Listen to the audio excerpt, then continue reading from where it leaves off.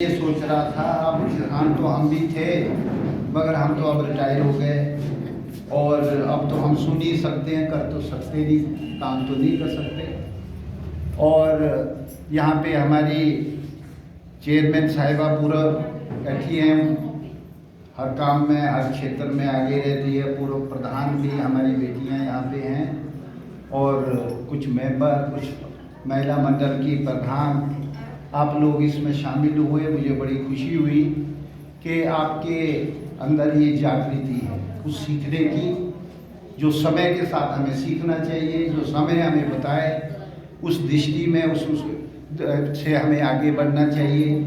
जो हमारे देश की जो सरकारें हैं जो हमें एजुकेट करती है इस बारे में कि समय के साथ हमें आगे चलना चाहिए। मुझे याद आ रहा है कि एक वक्त था जब एक रासायनिक खादों का 1900, जैसे पूर्व वक्ता ने कहा यहाँ पे हमारे नौजवान ने, जो कह के हमारे प्रोग्रेसिव फार्मर हैं, कि 1960 में ये खादें पैदा हुई और नए नए बीज पैदा हुए। अनाज की कमी होती थी, उसको बढ़ाने के लिए ये प्रोग्रेस हुई, साइंटिस्टों ने ये चीज़ें पैदा की। और आपको मैं ये भी बताऊं कि एक वक्त था जब हमारे देश में अनाज की कमी होती थी, अनाज नहीं होता था खाने को। हमारे पास जहाँ 60-60 बीघे 100-100 बीघे वालों के परिवार की रोटी नहीं निकलती थी। वो बीज भी ऐसे थे, उसमें पैदावार नहीं होती थी और हमारे देश में भूखमरी थी। अमेरिका से गंदम लानी पड़ती थी। हमारे प्रधानमंत्री लाल बहादुर शास्त्री जी ने तो एक बार उन्होंने कहा जय किसान जय जवान का नारा दिया। भी किसान है जो पैदा करता है राशन, तब पूरा देश खाता है। हमारे यहाँ पे 80% लोग किसानी करते हैं, मगर उसके बावजूद भी देश में अनाज पर्याप्त नहीं होता था। अमेरिका से राशन लाना पड़ता था तो वहाँ हमको झोली ले जाके उनके सामने खड़ा होना पड़ता था। शास्त्री जी ने एक बार तो ये कहा कि सोमवार का हफ्ते में एक व्रत रखो और तब भी राशन बचेगा। ये स्थिति थी। फिर सरकार ने ये प्रोग्राम किया कि रासायनिक खादों का इस्तेमाल किया जाए, नए नए प्रोग्रेसिव जो बीज है उसका इस्तेमाल किया जाए। तो वो एक मुहिम चली।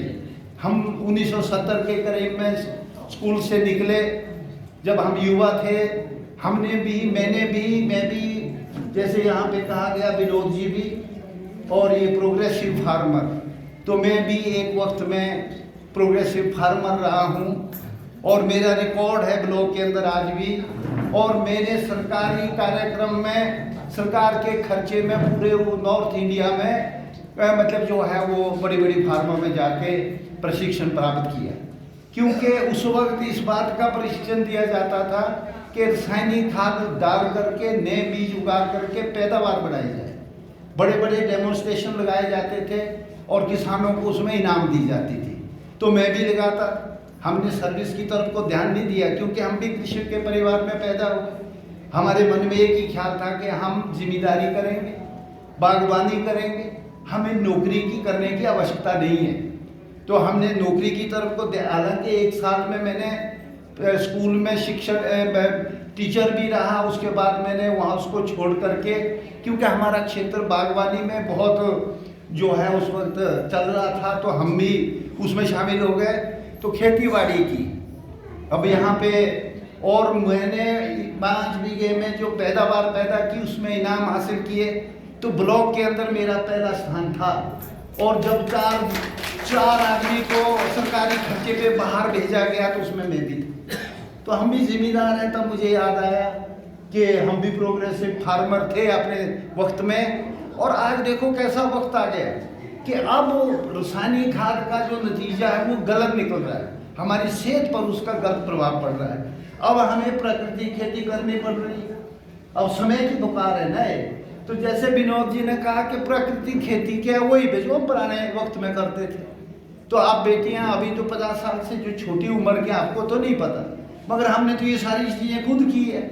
पता नहीं खरीफ की फसल में तो कितने अनाज होते थे, बस पता नहीं छोटे छोटे डिब्बू, छोटे छोटे टीन ड्रम, मतलब सब थोड़े थोड़े कोठे, पता नहीं 20 किस्म के अनाज, काउनी भी, शाउक भी, चीनियाँ भी, मतलब सारे बीज उसमें बीजने एक ही खेत में, मक्की भी, तो ये सारी चीज़ें थी। उन चीज़ों को खा के आदमी स्वस्थ रहता था, उसमें खाद का इस्तेमाल नहीं होता था, केमिकल का इस्तेमाल नहीं होता था, मगर पैदावार को बढ़ाने की वजह से। मगर आज तो देश में पैदावार अनाज की कमी नहीं है। आज तो भारतवर्ष बाहर को अनाज भेजता है, तो हम क्यों ना अपने स्वास्थ्य को बचाएं और इस पुरानी जो किस्म की जो हमारी खेती है हम उसको करें।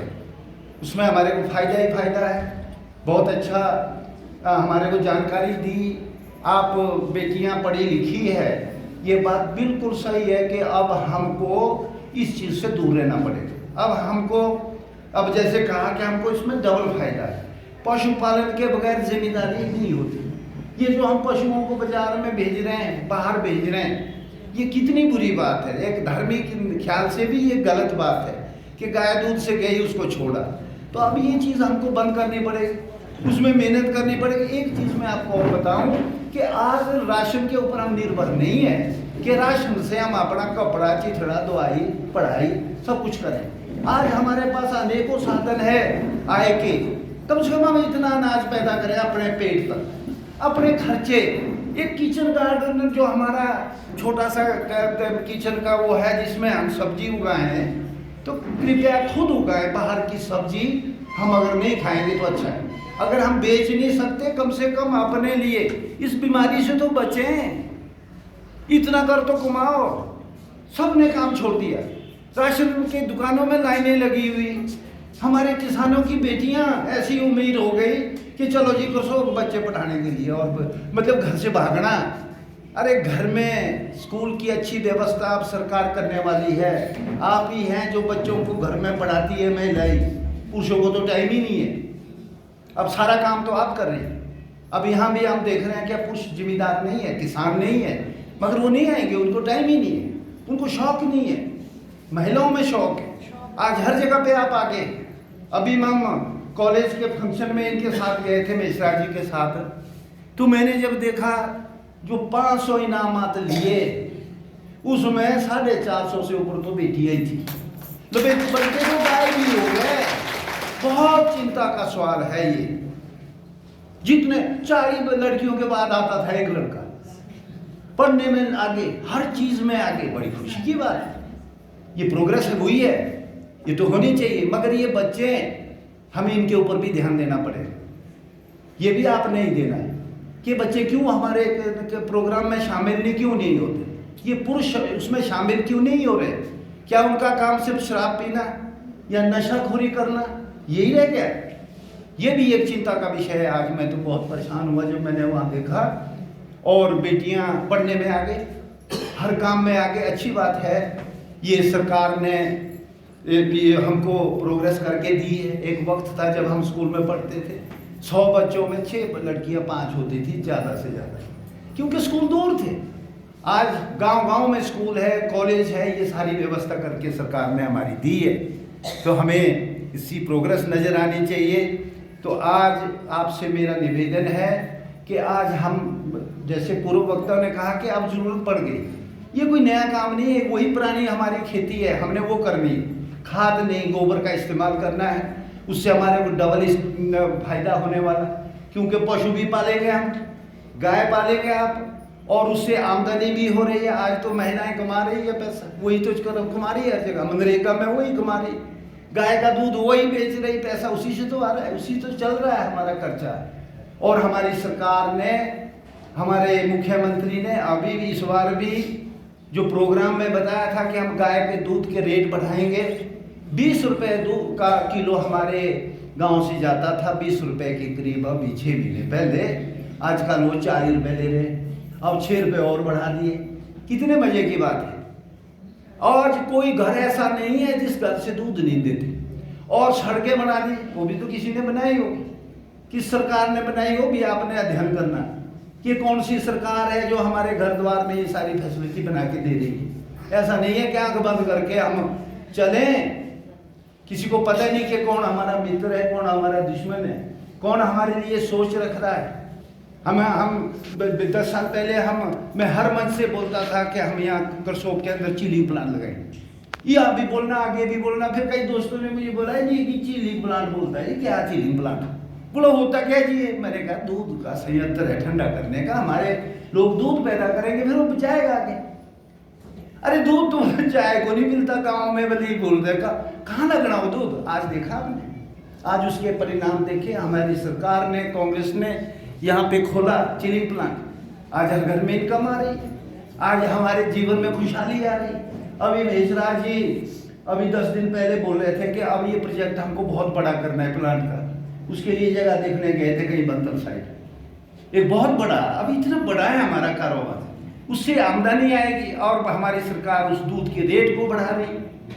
तो ये हमारी सोच होनी चाहिए और समय जो जिस तरह को चलता है उसको हमें समझना चाहिए। आज आप यहाँ पे आए हैं इसलिए कि भाई ये जो प्राकृतिक खेती है ये क्यों फायदेमंद है, आप पूर्व वक्ताओं ने आपको बता दिया, मुझे ज़्यादा बोलने की ज़रूरत नहीं है। मगर मैं आपको यही कहूँगा कि अगर हम ज़्यादा अनाज नहीं पैदा करें, कम से कम अपने के लिए तो जरूर पैदा करें, ये मेरा आपसे निवेदन है।